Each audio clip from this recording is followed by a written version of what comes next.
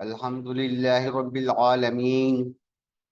والصلاة والسلام على سيد المرسلين وعلى آله وأزواجه وذرياته أجمعين. ناظرین اکرام، السلام علیکم ورحمۃ اللہ وبرکاتہ. فقہ اسلامی کی معروف کتاب المغنی کا مطالعہ جاری ہے. اس سلسلے کی آج 10ویں نشست ہے، یعنی ہمارے یہ 10th ایپیسوڈ ہے. یہ جو پوڈ کاسٹ ہمارا چل رہا ہے اس کی 10th ایپیسوڈ ہے آج. تو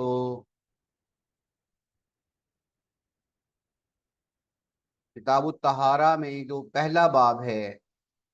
وہی ابھی زیر مطالعہ ہے، اور اس پہلے باب کی بھی جو پہلی فصل تھی جس میں امام الفیروقی رحمہ اللہ تعالی نے مائع مطلق کا وصف بیان کیا ہے، اس کی تفصیل، اس کی شرح جو ہے وہ امام ابن قدامہ الحنبلی رحمہ اللہ فرما رہے ہیں. اور اس عبارت سے، المختصر کی اس عبارت سے جو مسائل مستنبط ہوتے ہیں انہی کو تفصیل سے بیان کیا جا رہا ہے. تو انہی مسائل میں سے جو ہے مسائل بیان کرتے ہوئے فرماتے ہیں: وَمِنْهَا اخْتِصَاصُ حصول الطہارۃ بالماء بتخصیصه إياه بالذکر. پچھلی نشست میں، یعنی جو اس سے پچھلی متصل عبارت ہے، اس میں 2 احادیث بیان کی گئی تھی. ایک تو سیدنا اسماء بنت ابی بکر رضی اللہ تعالی عنہا سے جو روایت مروی ہے کہ نبی صلی اللہ علیہ وسلم نے ان سے فرمایا کہ جب تمہارے جس کپڑوں پر حیض کا خون لگ جائے اسے کھرچ دو اور پانی سے دھو ڈالو اور پھر اس میں نماز پڑھ لو. اور دوسری حدیث کہ ایک بدو نے مسجد میں پیشاب کر دیا تو رسول اکرم صلی اللہ علیہ وسلم نے صحابہ اکرام سے فرمایا کہ اس پر پانی بہا دے، پانی کا ڈول بہا دے. تو ان دونوں احادیث کا تذکرہ ہے. تو اسی سے متصل جو ہے یہ اب عبارت ہے: فَمِنْهَا اخْتِصَاصُ حصول الطہارۃ بالماء، یعنی المختصر کی الخرقی میں سے بھی، المختصر الخرقی کی عبارت سے بھی، اور یہ جو پچھلا پیراگراف ہے جو 2 احادیث مذکور ہوئی ہیں ان سے ثابت کیا ہوتا ہے. وَمِنْهَا اخْتِصَاصُ حصول الطہارۃ بالماء، اس سے ثابت ہوتا ہے کہ جو طہارت ہے وہ صرف پانی سے ہی حاصل کی جا سکتی ہے، یعنی مائع مطلق، جسے طہور کہا جاتا ہے فقہی اصطلاح میں. تو مائع مطلق سے ہی طہارت حاصل کی جا سکتی ہے. امام ابن قدامہ رحمہ اللہ کا موقف ہے. ہم نے غالباً پچھلی نشست میں یہ بھی بیان کیا تھا کہ امام ابو حنیفہ رحمہ اللہ اور امام احمد بن حنبل رحمہ اللہ کا ایک قول یہ ہے کہ جو گلاب کا عرق ہے یا اس طرح اس سے ملتے جو پانی ہیں جن پر پانی کا لفظ بولا جاتا ہے لیکن اضافت کے ساتھ، یعنی جس کا غالب جزء پانی ہوتا ہے، اگر ان سے نجاست زائل کی جائے بدن یا کپڑوں سے تو وہ درست ہے، جائز ہے. یہ امام ابو حنیفہ رحمہ اللہ اور امام احمد بن حنبل رحمہ اللہ کا ایک قول ہے. تو یہاں سے اس لیے اس عبارت سے جو ہے وَمِنْهَا اخْتِصَاصُ حصول الطہارۃ بالماء، اس عبارت سے پھر حدث سے طہارت حاصل کرنا مراد لینی ہے کہ حدث جو طہارت ہے وہ صرف اور صرف پانی سے ہی حاصل کی جا سکتی، کسی دوسرے مائع سے، کسی دوسرے لکوڈ سے طہارت حاصل نہیں کی جا سکتی. یعنی وضو اور غسل جو ہے، آسان لفظوں میں بیان کر دوں مزید، کہ وضو اور غسل صرف پانی سے ہی کیا جا سکتا ہے. کسی دوسرے مائع سے، کسی دوسرے لکوڈ سے، جیسے زعفران کا پانی ہے یا نبیذ وغیرہ ہے، اس سے وضو اور غسل کرنا جائز نہیں ہے. امام احمد بن حنبل رحمہ اللہ کا راجح قول یہی ہے. فلا یحصل بماء سوا، اس کے سوا کسی دوسرے لکوڈ سے وضو کرنا جائز نہیں۔ کسی دوسرے لکوڈ سے وضو کریں گے تو وہ جب غسل کریں گے تو وہ وضو اور غسل درست نہ ہوگا، اس سے طہارت حاصل نہ ہوگی۔ وبهذا قال مالک والشافعی ابو عبید و ابو یوسف، امام مالک، امام شافعی، امام ابو عبید القاسم اور امام قاضی ابو یوسف رحمہ اللہ تعالی، ان سب کا بھی امام احمد کے ساتھ جو ہے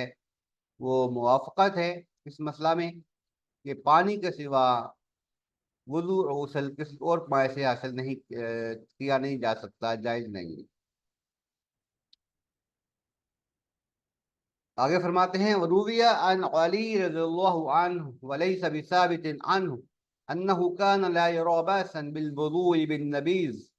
وبه قال الحسن والاوزاعی۔ امام ابن قدامہ رحمہ اللہ فرماتے ہیں کہ ایک روایت میں کہا جاتا ہے، ایک روایت سیدنا امام علی علیہ السلام کی طرف منسوب ہے، ولیس بثابت عنہ، اور امام ابن قدامہ رحمہ اللہ فرماتے ہیں کہ وہ روایت ثابت نہیں ہے، یعنی اس کی سند صحیح نہیں ہے، اس کی نسبت امام علی علیہ السلام کی طرف درست نہیں ہے۔ اس روایت میں کہا گیا ہے انہ کان لا یری باسا بالوضوء بالنبیذ، کہ امام علی علیہ السلام جو ہے وہ نبیذ سے وضو کرنے میں کوئی مذاکرہ نہیں سمجھتے تھے۔ وبہ قول الحسن والاوزاعی، جبکہ امام حسن البصری رحمہ اللہ اور امام الاوزاعی الشامی رحمہ اللہ کا بھی یہی موقف ہے کہ نبیذ سے وضو کیا جا سکتا ہے۔ امام علی علیہ السلام کی طرف جو روایت منسوب ہے اس بارے میں، وہ روایت ثابت نہیں ہے، یعنی اس کی نسبت امام علی علیہ السلام کی طرف درست نہیں ہے۔ اور نبیذ سے مراد کیا ہے؟ عرب میں یہ رواج تھا کہ کیونکہ عرب ایک گرم علاقہ ہے، صحرائی علاقہ زیادہ ہے وہاں پہ، صحرا جو کا ماحول ہے وہاں پہ، ڈیزرٹ انوائرمنٹ پایا جاتا ہے، تو گرم ماحول کی وجہ سے وہاں پر خود کو ٹھنڈا رکھنے کے لیے، کولنگ کے لیے وہاں پر یہ رواج ہے، آج بھی رواج ہے کہ کھجوروں کو پانی میں بھگو کے رکھ دیا جاتا ہے۔ کھجوروں کو پانی میں بھگو کے شام کو رکھ دیتے ہیں، اور صبح تک جو ہے وہ کھجوریں پانی کے اندر تقریباً گھل جاتی ہیں، اگر نہیں بھی گھلی ہوتی تو اس کو مسل دیتے ہیں، اور مسل کے جو ہے اس سے جو شربت تیار ہوتا ہے اسے نبیذ کہتے ہیں، نبیذ، جسے ڈیٹ سیرپ کہہ سکتے ہیں ہم، ڈیٹ سیرپ۔ تو یہ جو نبیذ ہے یہ عربوں کے ہاں بڑا مرغوب مشروب ہے، اور عرب خصوصیت کے ساتھ سفر میں اپنے ساتھ لے کر چلتے تھے تاکہ راستے میں جو ہے وہ گرمی کی شدت سے جو ہے وہ کہہ لیں اس کو کم کیا جا سکے، ختم تو نہیں کیا جا سکتا صحرا میں، لیکن یہ اس کو گرمی کی شدت کو انگیز کرنے کے لیے، برداشت کرنے کے لیے نبیذ کا مشروب جو ہے وہ استعمال کرنے کا عام رواج عرب ممالک میں ہے۔ یہ ٹھنڈا ہوتا ہے، اس کی تاثیر بھی ٹھنڈی ہوتی ہے، اور نہایت ہی مزیدار لذیذ ہوتا ہے یہ مشروب، اور رسول اکرم صلی اللہ علیہ وسلم کی بھی پسندیدہ کا پسندیدہ مشروب ہے یہ، نبی صلی اللہ علیہ وسلم کو بھی نبیذ پسند تھا۔ البتہ یہ کہ نبی صلی اللہ علیہ وسلم نے یہ فرمایا تھا کہ 3 دن تک نبیذ استعمال کیا جا سکتا ہے، یعنی جو آج رات نبیذ تیار کیا گیا ہے اس کو نیکسٹ 3 days تک استعمال کیا جا سکتا ہے، اس کے بعد اس کو استعمال نہیں کیا جا سکتا کیونکہ اس میں پھر نشہ پیدا ہو جاتا ہے۔ تو جب اس میں نشہ پیدا ہو جائے تو اس وقت اس کا استعمال حرام ہے۔ تو نبیذ کا استعمال اسی وقت تک جائز ہے جب تک اس میں نشہ پیدا نہ ہو، لیکن یہ پینے کی بات کر رہا ہوں میں، ٹھیک ہے۔ اور جہاں تک وضو کرنے کی بات ہے تو وضو کرنا امام علی علیہ السلام سے ثابت نہیں ہے، اور امام احمد بن حنبل رحمہ اللہ اس کی اجازت نہیں دیتے، امام مالک اور امام شافعی اور امام ابو عبید القاسم اور امام ابو یوسف رحمہ اللہ بھی اس کی اجازت نہیں دیتے۔ ہاں امام حسن بصری اور امام اوزاعی رحمہ اللہ اس کی اجازت دیتے ہیں۔ وقال اکریمہ، النبیذ وضو ومن لم یجد الماء، امام اکرمہ علیہ رحمہ اللہ تعالی، اگر یہ جو ائمہ کرام کے ساتھ ہم رحمہ اللہ تعالی کہتے ہیں، اس کے ساتھ رضی اللہ تعالیٰ عنہ بھی کہتے ہیں تو کوئی مذاقہ نہیں ہے ہمارے پاکستان میں، اور یعنی یہ جو انڈو پاک ہے، یہاں پہ رضی اللہ تعالیٰ عنہ صحابی کے علاوہ کسی اور کے لیے کہنے کو اچھا نہیں سمجھا جاتا۔ حالانکہ جو عرب ممالک ہیں وہاں پر جید جو علماء کرام ہیں وہ ائمہ کرام کے ساتھ بھی، یعنی علماء کرام کے نام کے ساتھ بھی رضی اللہ تعالیٰ عنہ جو ہے وہ لکھ دیتے ہیں، بول دیتے ہیں، اس میں کوئی مذاقہ نہیں ہے۔ جیسا کہ ہم نے جب یہ مقدمہ پڑھا تھا تو اس میں بھی امام ابو الحسن الخرقی رحمہ اللہ نے امام احمد بن حنبل رحمہ اللہ کے ساتھ استعمال کیا لفظ رضی اللہ عنہ و ارضاہ، کہ اللہ تعالیٰ ان سے راضی ہوا، وہ اللہ سے راضی ہوئے۔ تو یہ ضمنی طور پر میں نے بیان کر دی ہے کہ ائمہ کرام کے نام کے ساتھ ہم رحمہ اللہ تعالیٰ بھی کہہ سکتے ہیں، رضی اللہ تعالیٰ عنہ بھی کہہ سکتے ہیں، لیکن اختلاف سے بچنے کے لیے بہتر یہ ہے کہ اختلاف سے بچنے کے لیے بہتر یہ ہے کہ جو ہمارے ہاں رواج ہے، جو ہمارے ہاں ٹریڈیشن ہے، اس کو ہم فالو کریں۔ وقال اکریمہ، اور امام اکریمہ رحمہ اللہ تعالیٰ، یہ سیدنا عبداللہ بن عباس رضی اللہ تعالیٰ عنہ کے بہت ہی کہہ لیں کہ ہر دل عزیز شاگرد تھے۔ تو النبیذ وضو من لم یجد الماء، وہ فرماتے ہیں کہ نبیذ وضو کا پانی ہے اس کے لیے جو عام پانی جس کو نہ ملے، جس سے مائع مطلق نہ ملتا ہو، یعنی مائع مطلق مفقود ہو گیا ہو، تو وہ نبیذ سے وضو کر لے۔ یہ امام اکرمہ رحمہ اللہ تعالیٰ کا قول ہے۔ وقال اسحاق، یعنی اسحاق بن راہوی، النبیذ حلبا احب الی من التیمم وجمعہما احب الی، کہ نبیذ میٹھی شے ہے، میٹھی یعنی چیز ہے، احب الی من التیمم، میں اسے تیمم سے اچھا خیال کرتا ہوں، یعنی تیمم کرنے کے بجائے جس شخص کے بعد پانی ختم ہو جائے مائع مطلق اور نبیذ موجود ہو، تو امام اسحاق فرماتے ہیں کہ مجھے پسند ہے کہ وہ نبیذ سے وضو کر لے تیمم کرنے کے بجائے۔ وجمعہما احب الی، اور وہ فرماتے ہیں اور مجھے اس سے بھی زیادہ اچھی بات یہ لگتی ہے کہ وہ آدمی تیمم بھی کر لے اور نبیذ سے وضو بھی کر لے۔ یہ امام اسحاق بن راہوی علیہ رحمہ اللہ کا قول ہے۔ وعن ابی حنیفہ وقول اکریمہ، اور امام ابو حنیفہ رحمہ اللہ کا قول جو ہے امام اکریمہ رحمہ اللہ تعالی سے موافقت رکھتا ہے، یعنی امام ابو حنیفہ بھی نبیذ سے وضو کرنے کے قائل ہیں۔ البتہ وہ فرماتے ہیں وقیل عنہ یجوز الوضوء بنبیذ التمر، کہ کھجور کی نبیذ سے وضو کرنا جائز ہے، لا طبخا، جب اس کو پکایا گیا ہو، واشتدہ، اور وہ خوب جو ہے پختہ ہو گیا ہو، تو اس وقت اس سے وضو کرنا جائز ہے۔ اذا آدمی الماء بالسفری، جب پانی نہ ہو اور آدمی سفر میں ہو، یعنی امام ابو حنیفہ رحمہ اللہ نے پانی کے عدم وجود کے ساتھ سفر کی شرط بھی لگائی ہے کہ یہ سفر میں ایسا کیا جا سکتا ہے کہ آدمی سفر میں ہو، اس کے پاس پانی ختم ہو جائے اور نبیذ موجود ہو تو وہ نبیذ سے وضو کر لے۔ اب یہ ناظرین اس کو بھی ہم ذرا ایک کیس اسٹڈی کے طور پر دیکھیں گے تو ہمیں نظر آئے گا کہ یہ نبیذ کے ساتھ وضو کرنے کا جو قول ہے یہ کمزور ہے۔ اس کی وجہ یہ ہے کہ دیکھیں ایک آدمی سفر کر رہا ہے، صحرا میں سفر کر رہا ہے، اس کے بعد پانی ختم ہو گیا ہے، مائع مطلق، عام پانی، پینے کا عام پانی جو ہوتا ہے، اب وہ پانی کی تلاش میں جو گھومتا ہے لیکن اسے کہیں پر پانی نہیں ملتا، اس کے پاس البتہ نبیذ موجود ہے۔ اب دیکھیں کہ پانی موجود نہیں ہے، آس پاس بھی موجود نہیں ہے، تلاش کے باوجود مل بھی نہیں رہا، تو اگر وہ اس پانی نبیذ سے وضو کر لے گا تو پیے گا کیا؟ رسول اکرم صلی اللہ علیہ وسلم سے صحابہ نے جب پوچھا تھا کہ ہم سمندر میں جاتے ہیں، سمندری سفر کرتے ہیں، تو ہمارے پاس پینے والا پانی تھوڑا سا ہوتا ہے، اگر ہم اس سے وضو کر لیں تو وہ پانی جو ہے پیاس سے ہم مر جائیں گے۔ تو نبی صلی اللہ علیہ وسلم نے ان سے پھر فرمایا تھا کہ تم وہ پانی استعمال نہ کرو، بلکہ اس کی بجائے وضو کے لیے وہ پانی استعمال نہ کرو، بلکہ اس کی بجائے سمندر کے پانی سے وضو کرو۔ تو اب یہ جو یہاں پہ پانی ہی موجود نہیں ہے، تو اس صورت میں نبیذ موجود ہے۔ اب نبیذ مائع مطلق نہیں ہے، یہ مسلمہ ہے، اس میں کوئی اختلاف نہیں ہے کہ یہ مائع مطلق نہیں ہے، نبیذ مائع مطلق نہیں ہے۔ تو جب یہ مائع مطلق نہیں ہے تو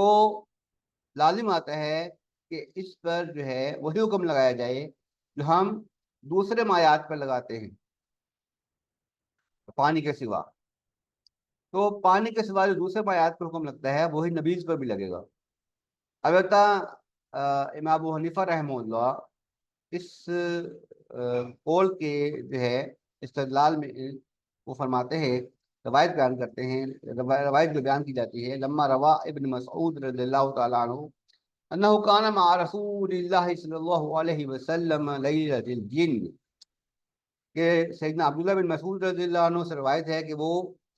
لیلۃ الجن میں رسول اکرم صلی اللہ علیہ وسلم کے ساتھ تھے، یعنی جس رات رسول اکرم صلی اللہ علیہ وسلم کی جنوں سے ملاقات ہوئی تھی۔ اب یہ رسول اکرم صلی اللہ علیہ وسلم کی جنوں سے ملاقات ایک سے زائد مرتبہ ہوئی ہے۔ تو ایک جو روایت ہے کہ جو جس میں رسول اکرم صلی اللہ علیہ وسلم کی جنوں سے ملاقات ہوئی ہے، جو مشہور آیت مطلب آیت کہہ رہا ہوں سوری، جو مشہور روایت ہے اس کو مطلب ہے اس روایت کے حوالے سے اسے لیلۃ الجن کہا جاتا ہے۔ تو ارادہ ان یصلی صلاۃ الفجر، تو کہتے ہیں کہ ہم نے ارادہ کیا، یعنی کہ میں نے ارادہ کیا کہ ہم صلاۃ الفجر، ارادہ رسول اکرم صلی اللہ علیہ وسلم نے ارادہ فرمایا کہ صلاۃ الفجر ادا کریں۔ فقال امعک وضو، کیا تمہارے پاس وضو کرنے کے لیے پانی ہے؟ یہ دیکھیں، ایک ہوتا ہے وضو زبر کے ساتھ، واؤ کے زبر کے ساتھ، اور ایک ہوتا ہے وضو وضو واؤ کے پیش کے ساتھ۔ جب وضو واؤ کے پیش کے ساتھ بولا جاتا ہے تو اس سے مراد ہوتا ہے وہ عمل جسے ہم جو کام کرتے ہیں طہارت کے لیے، ہاتھ دھونے سے لے کر پاؤں دھونے تک جو سارا عمل ہے اسے وضو کہتے ہیں واؤ کے پیش کے ساتھ۔ اور جو وضو ہے عربی میں پانی، اس پانی کو کہا جاتا ہے جس سے وضو کیا جاتا ہے، وہ پانی جس سے وضو کیا جاتا ہے اسے عربی میں وضو کہتے ہیں واؤ کے زبر کے ساتھ۔ تو رسول اکرم صلی اللہ علیہ وسلم نے فرمایا آما کا وضو، کیا تمہارے پاس وضو والا پانی ہے؟ فقال اللہ، تو میں نے کہا کہ نہیں، معیہ ادابت فیہا نبی، میرے پاس ایک مشکیزہ ہے جس میں نبیذ ہے۔ فقال تمرۃ طیبہ وماء طہور، رسول اکرم صلی اللہ علیہ وسلم نے فرمایا کہ کھجور بھی پاک ہے اور پانی تو پاک کرنے والا ہے۔ تو یعنی اسی سے مقصد کہ نبی صلی اللہ علیہ وسلم نے فرمایا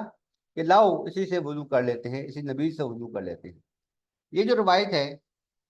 اس کے بارے میں آگے چل کر امام ابن قدامہ رحمہ اللہ نے بحث بھی کی ہے، اس کی سند پر بحث کی ہے۔ ہم اس کی سند پر بحث وہیں پہ کریں گے جہاں امام ابن قدامہ رحمہ اللہ نے اگلے پیراگراف میں کی ہے، معذرت۔ اب امام ابن قدامہ رحمہ اللہ آگے فرماتے ہیں اس قول کے حوالے سے، ولانا قول اللہ تعالی، اور ہماری جو دلیل ہے وہ اللہ تعالیٰ کا یہ فرمان ہے۔ یعنی کون سی دلیل، کون سا قول؟ کہ نبی سے وضو کرنا جائز نہیں، یہ جو امام احمد حنبل رحمہ اللہ کا راجح قول ہے، بلکہ یوں کہنا چاہیے کہ ان کا جو ہے اصل قول ہے ہی یہی کہ نبی سے وضو کرنا جائز نہیں ہے، یہ امام احمد بن حنبل رحمہ اللہ کا قول ہے۔ اور امام مالک و امام شافعی رحمہ اللہ کا قول بھی ہے، امام ابو یوسف کا یہ بھی یہی قول ہے۔ تو فرماتے ہمارے اس قول کی جو دلیل ہے وہ اب سن لیں۔ فلم تاجد مان فتیمموا، اللہ تعالیٰ فرماتے ہیں فلم تاجد مان فتیمموا، کہ جب تمہیں پانی نہ ملے تو تیمم کر لو۔ تو اب یہ جو آیت وضو ہے اس حوالے سے اس آیت کا حصہ ہے یہ کہ جب تمہیں پانی نہ ملے تو تیمم کر لو۔ تو اللہ تعالیٰ نے فرمایا ہے وہذا نص، یہ آگے اس کی وضاحت میں فرماتے ہیں اب امام ابن قدامہ رحمہ اللہ، وہذا نص فی الانتقال الی التراب عند عدم الماء، کہ پانی کی موجودگی، عدم موجودگی یعنی پانی موجود نہ ہونے کی صورت میں اللہ تعالیٰ نے پانی سے وضو کرنے کو اس کے حکم کو مٹی سے تیمم کرنے کی حکم طرف منتقل کر دیا ہے۔ یعنی جب پانی موجود نہیں ہے، اسے عام مائع مطلق کہتے ہیں ہم، اگر وہ پانی موجود نہیں ہے تو کیا کیا جائے گا؟ تیمم کیا جائے گا۔ اللہ تعالیٰ کے حکم کے مطابق پانی کی عدم وجود کی صورت میں تیمم کیا جائے گا، نہ کہ دوسرے معیار سے وضو کیا جائے گا۔ اب جو امام ابو حنیفہ رحمہ اللہ ہیں اور احناف ہیں، وہ ان کا قول یہ ہے کہ چونکہ یہاں ماں نکرہ آیا ہے، معرفہ نہیں آیا، مائع مطلق مراد یہاں پر نہیں ہے۔ ان کا قول یہ ہے کہ یہاں پر مائع مطلق مراد نہیں ہے، بلکہ پانی کی تمام اقسام مراد ہیں، پانی کی، پاک پانی کی تمام اقسام مراد ہیں۔ تو وہ کہتے ہیں کہ پانی اگر طہور نہیں ہے، طاہر موجود ہے، تو اس سے بھی وضو کیا جا سکتا ہے۔ وہ چونکہ نبیذ جو ہے اس کو وہ طہور اس معنی تو نہیں مانتا کہ عام حالات میں، لیکن یہ کہ جب سفر میں ہو اور پانی موجود نہ ہو تو اس صورت میں وہ کہتے ہیں کہ نبیذ سے وضو کر سکتے ہیں۔ اور دوسرا جو قول ہے رسول اکرم صلی اللہ علیہ وسلم کا، جو ہمارا ان کی جو دوسرا استدلال ہے امام احمد بن حنبل رحمہ اللہ کا، تو قال نبی صلی اللہ علیہ وسلم السعید طیب وضوء المسلم وان لم یجد الماء 10 سنین، رواہ ابو داؤد۔ رسول اکرم صلی اللہ علیہ وآلہ وسلم نے فرمایا السعید طیب، مٹی پاک ہے، وضوء المسلم، مسلمان کا وضو کا ذریعہ ہے، وان لم یجد الماء 10 سنین، اگرچہ پانی 20 سال تک نہ ملے، 10 سال تک نہ ملے، اگر 10 سال بھی پانی دستیاب نہ ہو تو بھی مٹی سے تیمم کر سکتا ہے مسلمان۔ وَلِأَنَّهُ لَا يَجُوزُ الْوُضُوءُ بِهِ فِي الْحَضَرِ،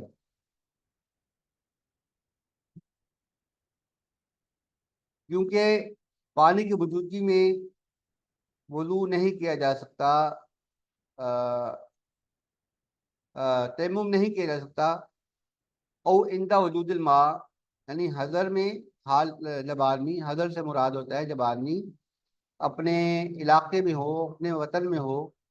تو اس کو حضر کہا جاتا ہے عربی زبان میں، یعنی اپنے شہر میں حاضر ہو، اور جب اپنے شہر سے باہر گیا ہو، سفر پر ہو، تو اس وقت بھی تبھی وہ تیمم کر سکتے ہیں جب پانی موجود نہ ہو۔ فاشبہ الخل والمرق، تو یہ جو نبیذ ہے،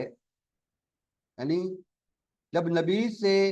یہ مطلب ہے، اصل میں امام ابن قدامہ جو ہے جب الزامی جواب دے رہے ہیں کہ جب آپ کے نزدیک حضر میں، حالت حضر میں، یعنی جب آدمی اپنے وطن میں موجود ہو، تو اس وقت آپ کے نزدیک نبیذ سے وضو کرنا جائز نہیں ہے، تو پھر سفر میں کیسے جائز ہوگا؟ اور جب پانی، وہ بھی تب جب پانی موجود نہ ہو۔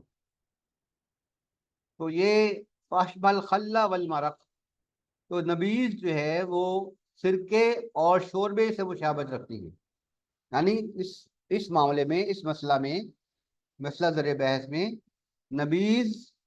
کی حیثیت سرکے اور شوربے جیسی ہے۔ یعنی جب آپ تسلیم کرتے ہیں کہ سرکے اور شوربے سے وضو اور غسل کرنا جائز نہیں ہے، تو پھر آپ نبیذ سے وضو کرنے کے جواز کے کیسے قائل ہو گئے؟ وہ حدیثہم لا یثبت، اور جو حدیث ہے ان کی، یعنی یہ جو حدیث ہے عبداللہ بن مسعود رضی اللہ عنہ والی ہے نبیذ کے حوالے سے، تو فرماتا ہے کہ یہ ثابت نہیں، یعنی یہ حدیث صحیح نہیں ہے، صحت کے اعتبار سے صحت کے معیار پر پورا نہیں اترتی۔ اور راوی ہی ابو زید مجہول، اس کا راوی ابو زید مجہول ہے، عند اہل الحدیث، اہل حدیث یعنی علماء حدیث، محدثین کے نزدیک یہ حدیث مجہول، یہ ابو زید مجہول ہے، یعنی اس کا کوئی اچھا پتہ معلوم نہیں ہے، اس کے حالات معلوم نہیں ہیں، کون تھا، کہاں پیدا ہوا، کب پیدا ہوا، کب فوت ہوا، اس کا کریکٹر کیسا تھا، اس بارے میں ہمیں کچھ معلوم نہیں۔ لا یعرف له غیر هذا الحدیث، اس حدیث کے علاوہ اس سے کوئی حدیث معروف نہیں ہے، یعنی معلوم نہیں ہے، یعنی اس نے صرف ایک یہی ابو زید نے ایک یہی روایت جو ہے روایت کی ہے، لا یورف بیسوباتی عبداللہ، اور ان کی یعنی یہ جو ابو زید ہے سیدنا عبداللہ بن مسعود رضی اللہ عنہ سے اس کی مصاحبت بھی ثابت نہیں ہے، معروف نہیں ہے، یعنی جو سیدنا عبداللہ بن مسعود رضی اللہ عنہ کے شاگرد ہیں ان شاگردوں میں کسی ابو زید کا نام نہیں آتا، ان شاگردوں میں کسی ابو زید کا نام معروف نہیں ہے کہ جس نے کوئی اور روایت بیان کی ہو سیدنا عبداللہ بن مسعود رضی اللہ عنہ سے۔ ناظرین اصل میں عام طور پر ایسا ہی ہوتا ہے کہ کسی صحابی کے جو شاگرد ہوتے ہیں، جیسے امام سیدنا عبداللہ بن مسعود رضی اللہ عنہ کے جو شاگرد ہیں امام القمہ رحمہ اللہ تعالیٰ ہے مشہور، اور بھی شاگرد ہیں، تو یعنی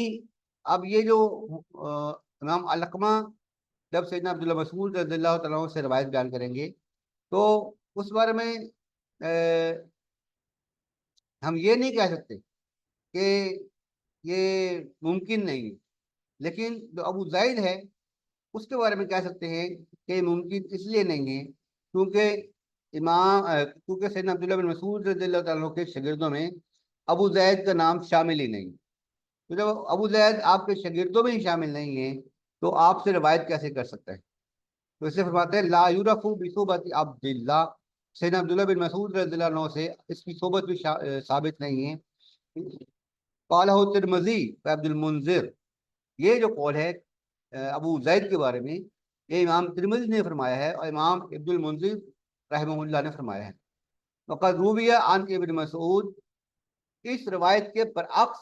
یعنی اس کا جو متعارض روایت ہے وہ یہ ہے، فقد رویہ عن ابن مسعود، اور سیدنا عبداللہ بن مسعود رضی اللہ عنہ سے یہ روایت کیا جاتا ہے انہ سئلا، ان سے پوچھا گیا هل كنت مع رسول اللہ صلی اللہ علیہ وسلم لیلۃ الجن، کہ کیا آپ رسول اللہ صلی اللہ علیہ وسلم کے ساتھ تھے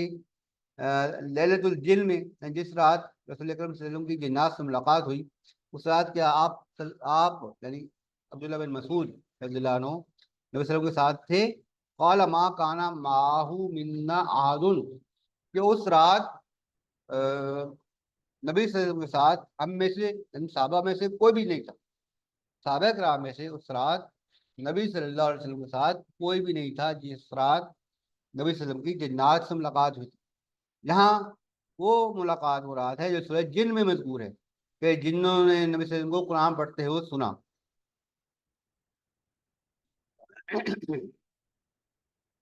رواہ ابو داؤد، یہ جو روایت ہے یہ جو سیدنا عبداللہ بن مسعود رضی اللہ عنہ نے اپنی معیت لیلۃ الجن میں نبی صلی اللہ علیہ وسلم کے ساتھ نہ ہونے کا اقرار کیا ہے، تو یہ ابو داؤد میں یہ بھی مروی ہے۔ وروا مسلم بھی اسناد ہی عن ابن مسعود، اور امام مسلم رحمہ اللہ نے اپنی سند کے ساتھ سیدنا عبداللہ بن مسعود رضی اللہ عنہ سے روایت کیا ہے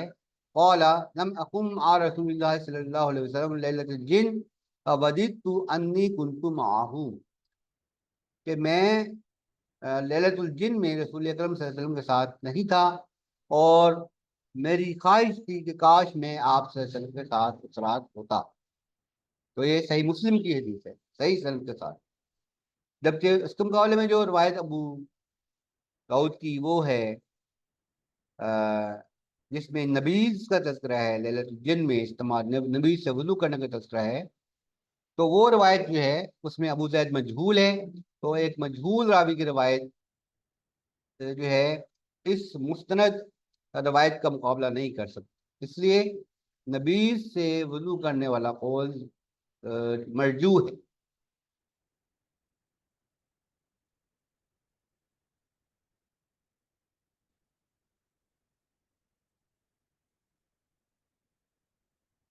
ناظرین اکرام، آگے اگلی فصل شروع ہو رہی ہے، اس لیے اس 10ویں نشست کا اختتام ہم انہی الفاظ سے کرتے ہیں۔ اللہ تعالیٰ سے دعا ہے کہ اس میں جو صحیح بات بیان کی گئی ہے، درست بات بیان کی گئی ہے، حق بات بیان کی گئی ہے، اس پر ہمیں عمل کرنے کی توفیق عطا فرمائے،